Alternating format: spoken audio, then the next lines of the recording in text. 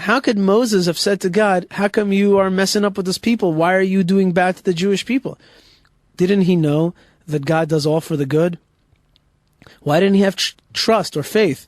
Why didn't he just say, God, I believe in you, that you know what you're doing, so I pray to you that just do what you're doing? Why did he say, God, you're hurting our people? And our rabbis tell us that he, in a sense, did something bad when he spoke in this rude fashion. And yet, at the same time, the Lubavitcher Rebbe says that we have to learn from Moses, in that we should never use the excuse that it's for the greater good, that God knows what he's doing, that everything is justice and truth. We should never use that excuse not to yell out and say, God, look at the pain of your people. Never to accept pain.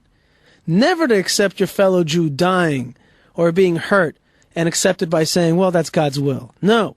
You've got to yell out and cry. And true leadership, like Moses, is one who believes in God in full faith and will follow him wherever God leads. And at the same time, we will make the case for the Jewish people and will fight for them and not let them just plain die and not say, well, I accept that, Lord.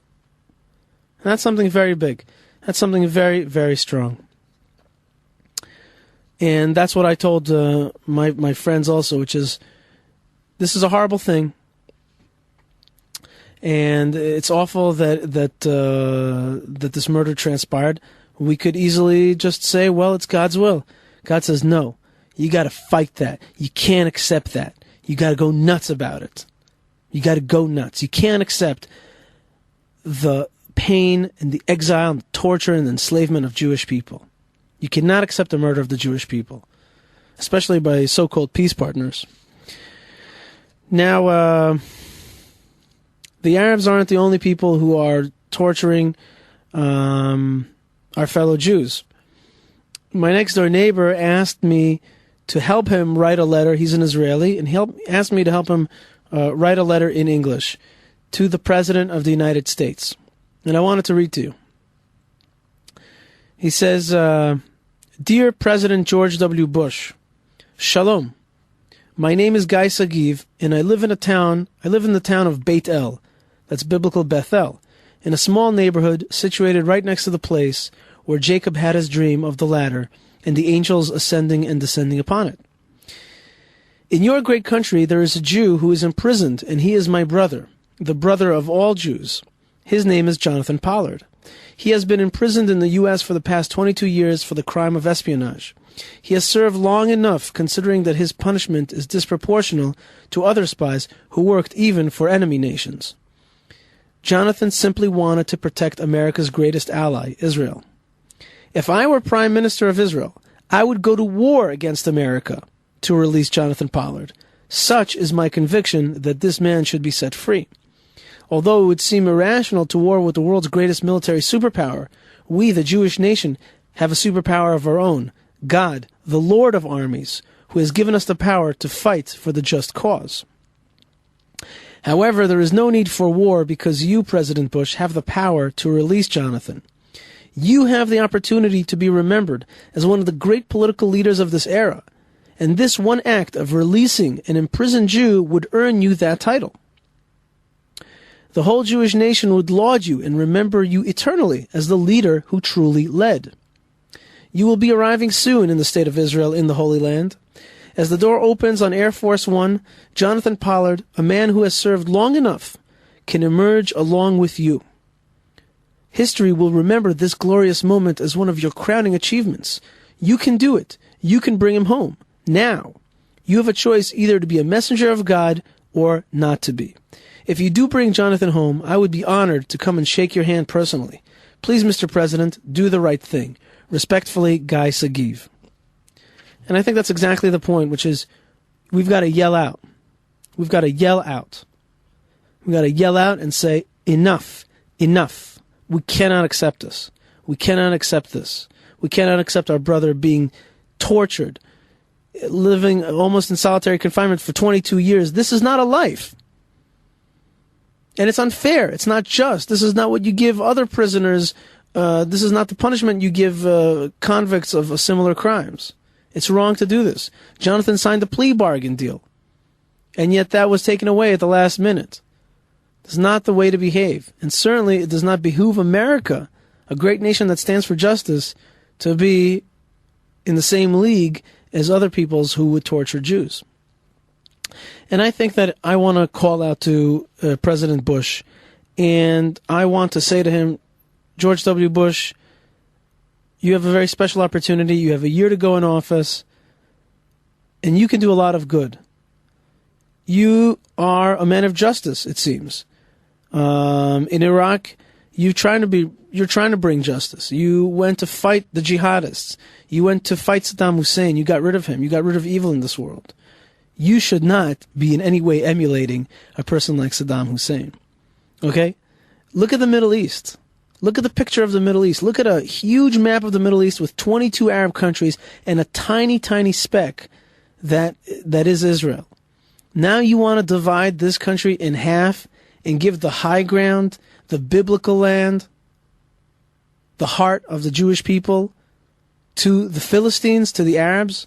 And when I say Philistines, you may not accept, George W. Bush, that they are Philistines, but just if you put yourself in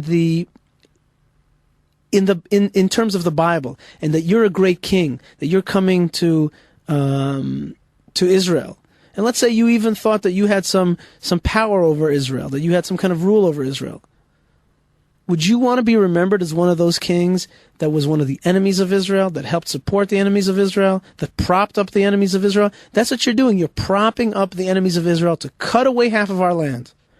Now let me ask you about Jerusalem, President Bush. Have you ever thought about the fact that if we gave away our heart, Judea and Samaria, to the Arabs, Jerusalem would be ensconced, surrounded on three sides by our Arab enemies, and with a little finger of a peninsula, so vulnerable to attack? Do you want to be the president remembered for weakening Jerusalem? Jerusalem!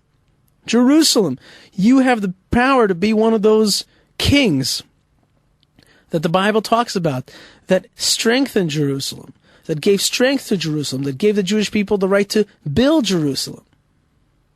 Instead, you are aiding and abetting those who want to see Jerusalem, Jewish Jerusalem, destroyed. Is that who you want to be? I don't think so. You got to think about your own, heritage, your own, what you're going to carve out for yourself in history. You got to think about what really you want to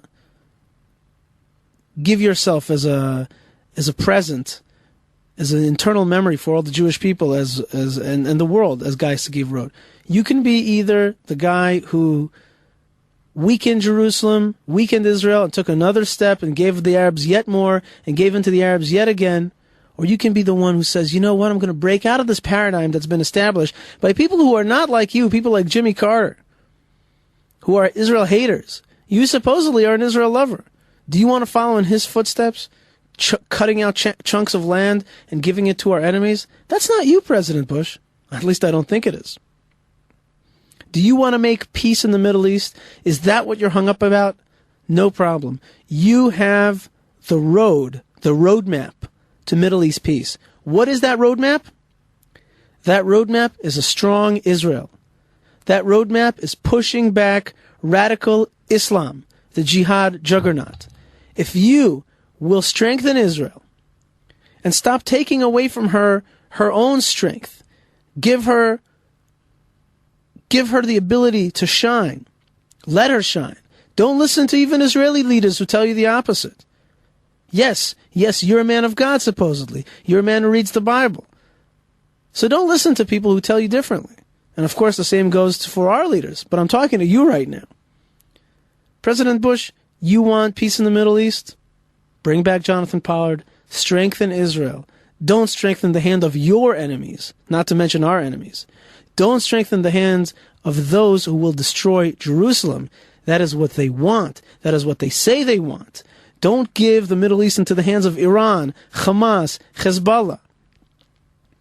It's not going to be good for America or good for Israel. And the choice is in your hands. You're in a unique situation. You are in a unique position.